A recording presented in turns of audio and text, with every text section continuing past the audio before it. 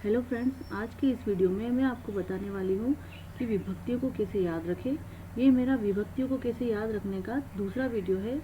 पहला मैंने नपुंसकलिंग, अकारांत शब्द, फल का वीडियो मैंने अपलोड किया था।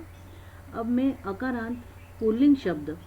अब ये देखिए, अकारांत का मीनिंग क्या होता है। अकारांत मतलब बालक। जब मैंने यहाँ पर ये बालक बोला है तो बालक पीछे साउंड आता है, इसलिए हम इसे अकारांत शब्द बोलते हैं। और पुल्लिंग इसलिए क्योंकि ये एक मेल साउंड है, बालक। अगर मैं बालिका बोलती तो वो स्त्रीलिंग हो जाता, इसीलिए ये अकारांत पुल्लिंग शब्द है, बालक। इस वीडियो में हम देखेंगे कि बालक की विभक्ति किस तरह से याद की जाए। याद करने का मीनिंग ये है कि जब हम किसी चीज़ को याद कर लेते हैं, लर्न कर लेते हैं, तो वो हमेशा के लिए हमारे दिमाग में छप जाना चाहिए। कि हमें नींद में से भी अगर कोई उठा करके पूछ रहा है तो हम उसे बोल दें एज इट इज़, जो हमने याद किया है। लेकिन होता क्या है, जब हम विभक्तियाँ याद करते हैं तो हम अगले ही दिन भूलने लगते हैं, या 2-3 दिन बाद में जब हम उसे रिवाइज करते हैं तो हमें एहसास होता है कि हम वो विभक्ति भूल गए हैं।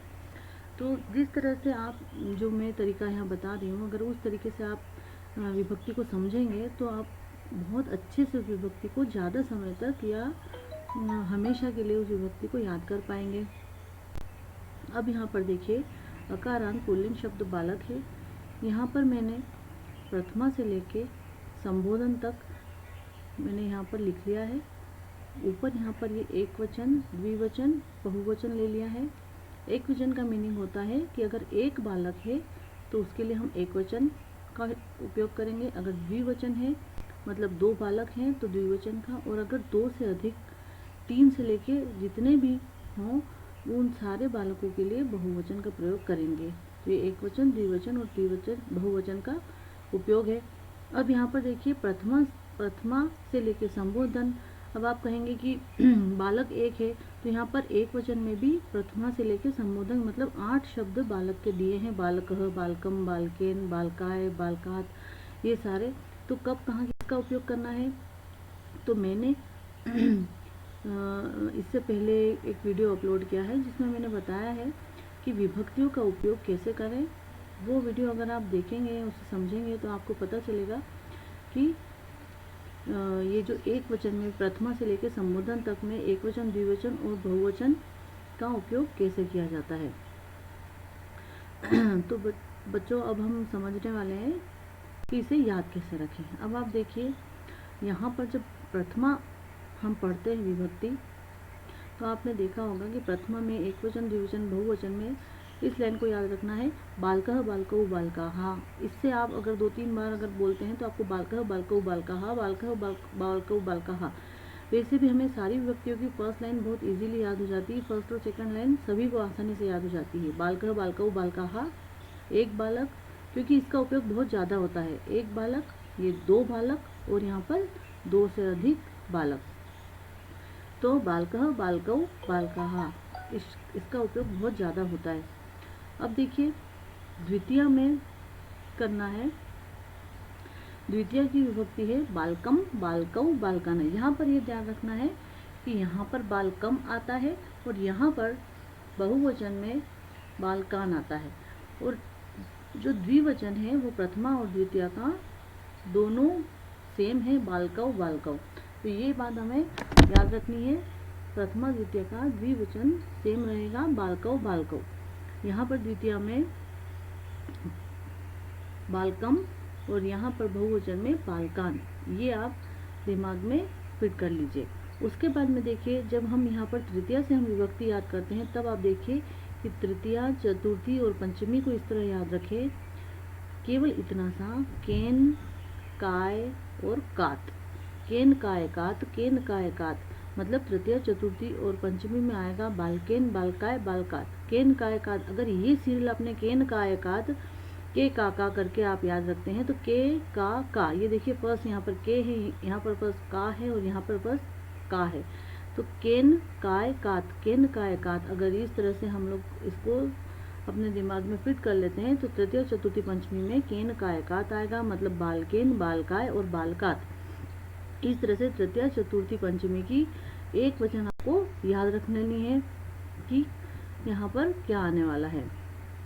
अब हम अगला देखते हैं तृतीया, चतुर्थी और पंचमी की द्विवचन।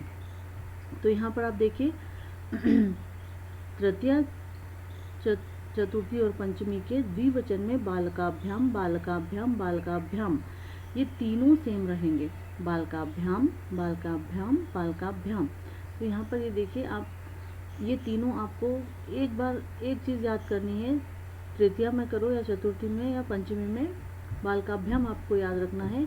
और अधिकतर सारी ही विभक्तियों में तृतीया, चतुर्थी, पंचमी का द्विवचन जो होता है वो हमेशा सेम होता है। आप बहुत सारी विभक्तियां हम लोग देखेंगे तो उसके अंदर तृतीया, चतुर्थी और पंचमी तीनों सेम होते हैं। इसके पहले भी हमने फल वाली भी जो विभक्ति देखी थी उसमें भी यही आया था। आप आगे भी कोई विभक्ति देखेंगे तो तृतीया, चतुर्थी, पंचमी की द्विवचन जो होते हैं सेम होते हैं। बालकाभ्याम तीनों में आएगा। अगला आप देखते हैं तृतीया, चतुर्थी और पंचमी का बहुवचन देखते हैं। तो देखिए यहाँ पर तृतीया का बहुवचन में बालकः है, ये देखिए बालकः है, ये अलग है। उसके बाद में चतुर्थी, पंचमी में बालकेभ्यः, बालकेभ्यः दोनों सेम आएंगे। तो आपको बस इतना याद रख लेना है कि तृतीया में बालकः है और चतुर्थी, पंचमी में बालकेभ्यः, बालकेभ्यः दोनों सेम है। तो ये जो सेम चीज़ आती है विभक्ति में वो हमें जल्दी याद हो जाती है। आप नोटिस करिएगा कि आपको जो भी सेम चीज़ आती है विभक्ति में वो बहुत जल्दी याद हो जाती है। तो हमारी तृतीया, चतुर्थी और पंचमी को हमें तीनों को एक साथ याद करना है। वो कैसे कि तृतीया में केन, का, एकात आने वाले हैं एक वचन में। द्विवचन में बालकाभ्याम, बालकाभ्याम, बालकाभ्याम तीनों सेम लेना है। और बहुवचन में तृतीया में कह और उसके बाद में केभ्यः, केभ्यः। यहाँ पर ये देखिए कह और यहाँ पर केभ्यः, केभ्यः। इतना आप अगर ध्यान से समझ लेंगे तो आप आसानी से इसे लिख पाएंगे। फिर ये देखिए अब हम षष्ठी और सप्तमी की तरफ चलते हैं। तो षष्ठी और सप्तमी में अंतर ये है कि षष्ठी में एक वचन में बालकस्य आता है और सप्तमी में बालके आता है। बालकस्य और बालके, बालकस्य, बालके, इस तरह से हमें याद रख लेना है। उसके बाद में षष्ठी, सप्तमी का जो द्विवचन है वहाँ बालकयोः, बालकयोः, यहाँ पर भी दोनों सेम होने वाले हैं। बालकयोः, बालकयोः, बालकयोः मतलब कि ये जो विसर्ग है इसको हमें पढ़ना जरूरी है, वरना आप बालकयोः याद करेंगे तो आप जो याद करते हैं हम वही एग्जाम में लिखते हैं या वही हम बोलते हैं, या हमें अगर कोई पूछता है तो हम उसका आंसर वैसा ही देते हैं जैसा हमने याद किया होता है। इसलिए जो भी कोई आप चीज़ याद रखेंगे तो उसे जैसा हमें लिखना है, जैसा प्रेजेंट करना है, बिल्कुल उसी तरीके से आपको याद करना है। तो यहाँ पर षष्ठी और सप्तमी का द्विवचन बालकयोः, बालकयोः, ये हमें याद कर लेना है। ये भी बहुत इजीली याद हो जाएगा क्योंकि सेम आ रही है दोनों चीज़ें। फिर षष्ठी, सप्तमी का हम बहुवचन देखेंगे। तो बहुवचन में मैंने आपको पहले भी फल की विभक्ति जब डाली थी तो उसमें भी मैंने बताया था कि यहाँ पर नाम और यहाँ पर एषु का हम उपयोग करना। जैसे बालक है तो बालका नाम और बालकेषु, वहाँ पर हमने फलानाम और फलेषु किया था। उसी तरह से यहाँ पर बालका नाम, बालकेषु। तो ये षष्ठी, सप्तमी का जो बहुवचन है ये भी बहुत इजीली हमारे दिमाग में फिट हो जाएगा क्योंकि हमने पहले भी इसे समझ रखा है। फिर आप देखिए जो हमारा संबोधन है, संबोधन हमेशा हमें इस संबोधन को जो हमारी प्रथमा होती है उससे हमें कंपेयर करना चाहिए। तो ये देखिए ये प्रथमा है और यहाँ पर आपका संबोधन है। तो ये देखिए प्रथमा में हमारे पास में एक वचन में क्या है, बालकः। तो यहाँ पर संबोधन में अधिकतर विभक्तियों में अह या विसर्ग हट जाता है। तो यहाँ पर देखिए संबोधन में एक वचन में विसर्ग हट गया है, यहाँ पर संबोधन हे बालक हो गया है। क्योंकि हम संबोधन किसी को भी संबोधन हे करके करते हैं, जैसे हे बालक, हे राम, हे प्रभु, तो हे बालक हो गया है यहाँ पर। फिर देखिए द्विवचन में यहाँ ऊपर है बालकौ, तो यहाँ पर हो गया हे बालकौ। फिर उसके बाद में ऊपर देखिए यहाँ पर एक वचन एक प्रथमा का बहुवचन है बालकाः, यहाँ पर संबोधन में हो गया है हेल बालकाः। तो इस तरह से हमें इसे याद कर लेना है।